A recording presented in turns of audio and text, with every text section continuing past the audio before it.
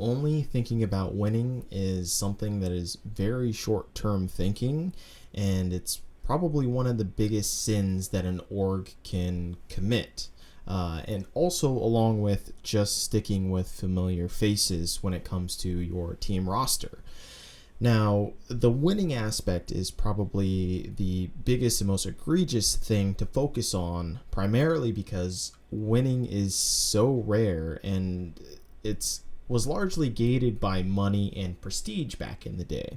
And this was when certain orgs ended up having the most amount of money, therefore they could spend on a heavy star-studded roster.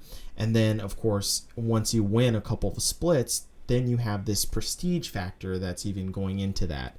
So it's not only that you had the money to do it in the beginning, but then you build up this prestige factor to where now all the best players want to play for your particular team. And so this creates like this cyclical idea that you constantly are the best and you constantly will be the best within the future. Now, the big thing about the money aspect is that money really isn't much of a problem anymore.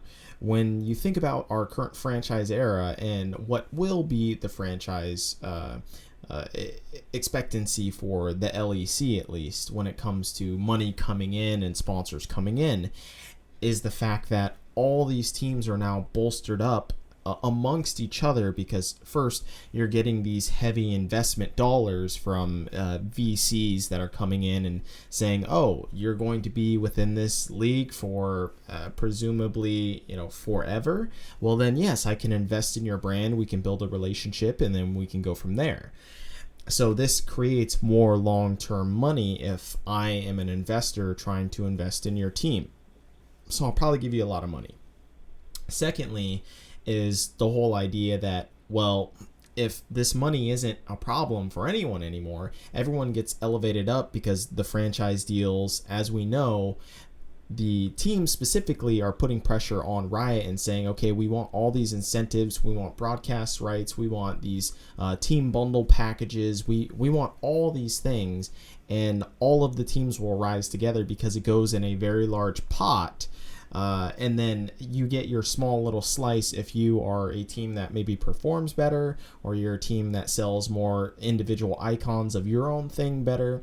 And then, of course, you have ProView, which boosts all of the LCS roster. So everyone gets a little chunk of everything, and everyone's able to keep a significant amount of money in their checkbooks. So money, really, there isn't a incredibly huge discrepancy between all of the teams.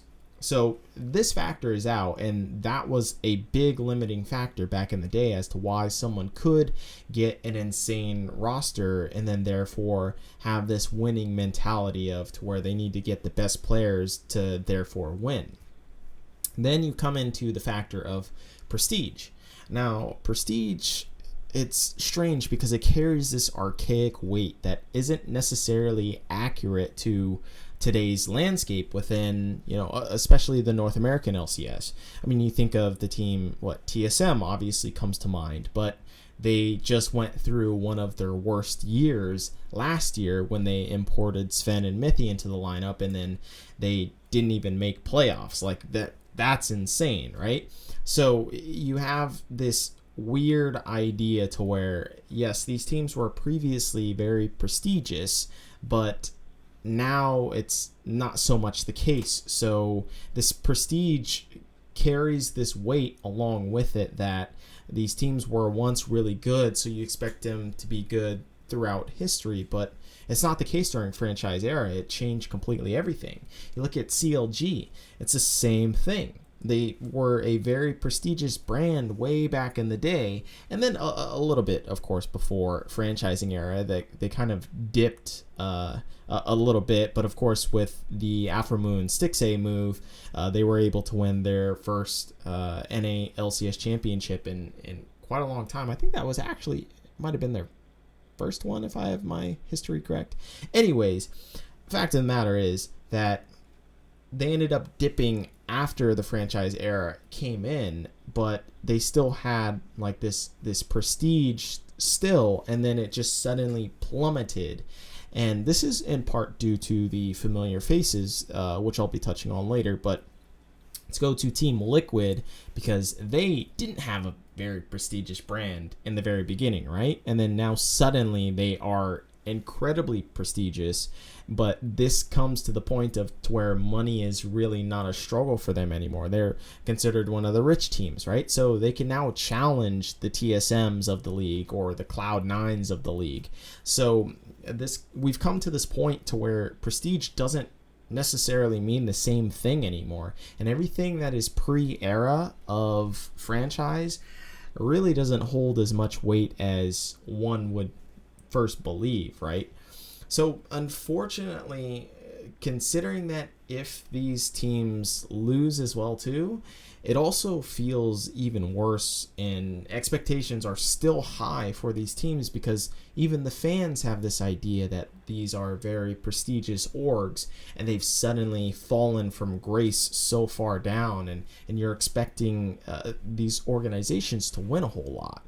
So when the franchise era comes and then suddenly the TSMs aren't winning anymore, or CLG is doing really, really bad, then you're suddenly wondering, well, what history is there within these organizations? And you still want the same level of, placements, but you're not getting them. But that's because the entire scene has changed fundamentally.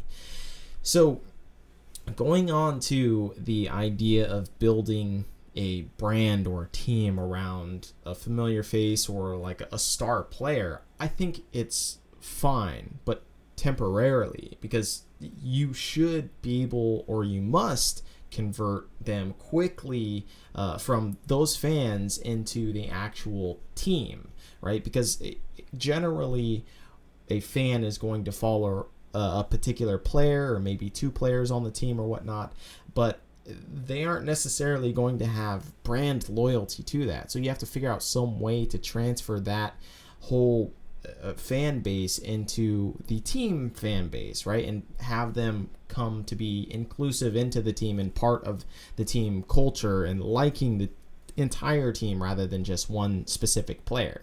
And you've seen this pretty successfully done with the G2 brand. I think they've gone through enough players in order to say that their brand is actually quite strong when it comes to people actually liking the team rather than necessarily the specific players. And sure, it does help that they keep getting star players, but that's also to say that they've rotated out other star players. So it's not the same amount of fans that will stick around. And not only that, but then they've accrued these multiple amounts of fans previously from those other star players that they had before. Some of them have now stuck around as far as the fan base, so you get an accumulation of that, and it's a really good idea for G2 themselves, in that they've built this brand as like the villains of the entire LEC league. So it's very smart to transition from the actual star phase of having these big nameplate players, and then to incorporate that fan base into your brand itself. Now you can look at North America, teams like Cloud9. This is another team that has been pretty successful in having a good fan base, because when they first let go of High and then Meteos and then of course Elimination afterwards, it was a really big blow to the brand, but it's something that each team has to eventually do given enough time, because players just eventually retire. So when High left, it was a really big hit to the Cloud9 brand, and it was also a really big risk in order for them to even let go of High. But it's to the point to where if someone is performing poorly, you have to sacrifice that for the temporary stake of having your brand be at a lower value, but then also trying to build someone else up that might actually help your team even more in the end. And so with all these legacy players moving out, this was something that Cloud9 had to do, and it was one of the most correct moves that they could have ever done in the beginning. And now, we saw that list from Forbes, which now marks Cloud9 as one of the most valuable brands in the entire esports ecosystem. I think they were evaluated at like 325 million or something crazy like that, right? So they're almost up to 500,000, and that's pretty ridiculous for esports. Then you look at the opposite side of the spectrum with fucking CLG, because by God, have they just fallen from grace right when they kicked Doublelift, and then also when they let go Afromu. It was just, they have been plummeting down in terms of brand value, and hardly anyone gives a shit about them anymore. And so they've, of course, kept Stixxay, and then they got some of the Biofrost fans, and then you have Power of Evil from Europe. So, like, they're slowly trying to build their brand back up, and especially that will help if they end up actually winning, or at least, you know, becoming high within the standings. That'll help their brand a lot, and so that's probably what they're shooting for. But it's a rebuilding moment, and really we've seen them kind of not do as hot as, say, a Cloud9 has in terms of rebuilding after kicking star players. And it's something that you do have to eventually do with kicking players like Darshan or Huhi, but it's something that is affecting your performance, so it's something that you must do eventually along the road, because you know these players aren't going to be there forever. So it feels like, just with teams and understanding individual branding, you know, brands like even Bjergsen can't realistically be sustained by just winning anymore. It's because the field is so much more competitive and more balanced when it comes to teams having budgets in order to buy star names, that the whole entire league has become way less top heavy in that sense. And now you can have these little upsets from smaller teams or smaller orgs, like, say, 100 Thieves came out, you know, gunning and got second place in Spring Split last year. So it was something that was pretty unexpected, and that just shows that it's not necessarily the smartest thing, even for individual players, to bank on something like winning anymore. It's just not as feasible. So players like Bjergsen might have trouble if they fall from grace and they aren't winning as much, because that is entirely Bjergsen's brand. If he's not winning, then really, who is Bjergsen at the end of the day? Yeah, he's someone with this legacy of winning, but he's not currently winning. And that's kind of a problem, especially within our current ecosystem and just entire League of Legends or LoL esports fan base, because everyone's just...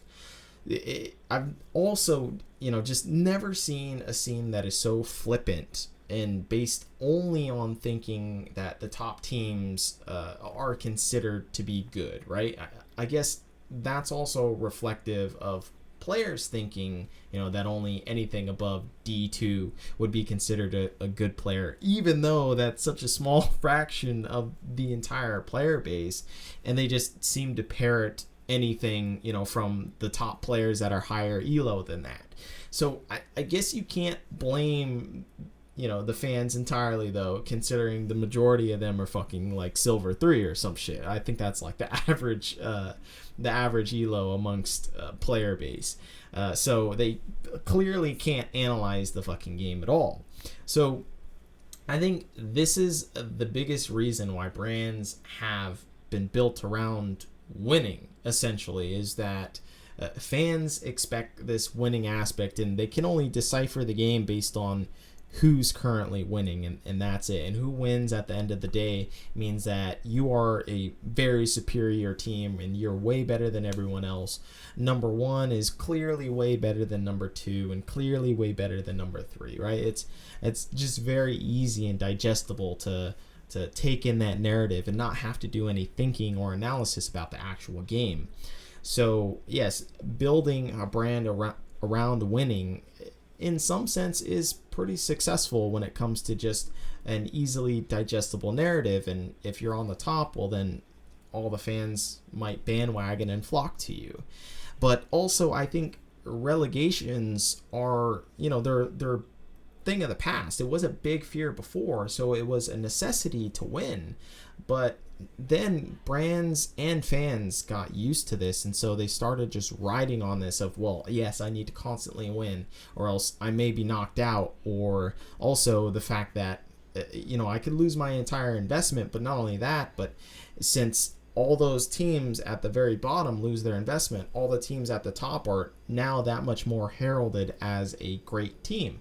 So it's just this old mode that people are stuck in. And I think winning is ultimately just very short-term thinking, and teams need to more focus on building an entire brand or an entire culture, because that will actually sustain the entire league and the entire ecosystem and team or brand that you want to build. And even players, they should also focus on something other than winning when it comes to their brand, because at the end of the day, you aren't going to be able to win constantly.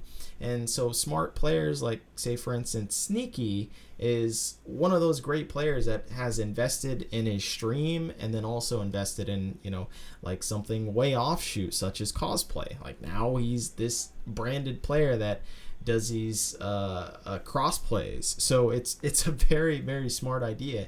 And I think a lot more people and a lot more players and teams and even fans should think about something other than just winning in order to support a specific team or a specific player.